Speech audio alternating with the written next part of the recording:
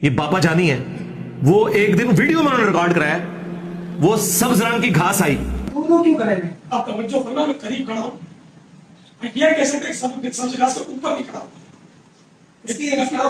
یہ پکا فرش ہے سیمنٹ کا, اور یہ ساتھ ہی ساتھ یہ سبز گھاس پر چلنا جائز ہے. میرے کو دل لے گیا تھا, اچھا نسبت سبز گنبد سے ہے نا, سبز کو ویسے آپ بھی گناہگار ہیں, یہ سبز قالین ہے نیچے, یہ دیکھ لیں ان کی نظر میں.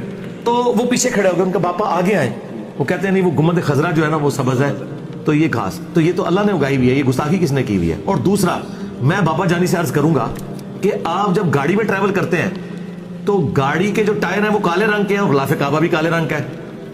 جراب تو چلو کالی آپ بدل لوگے, کوئی اور پہن لوگے. جس جہاز میں آپ ٹریول کرتے ہیں اس جہاز کے ٹائر بھی کالے کلر کے ہیں, کیونکہ سب سے آپٹیمل کلر یہی ہے ربڑ کے لیے.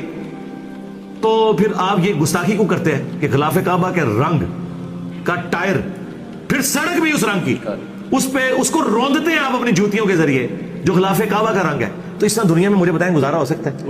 غلو ہے بالکل.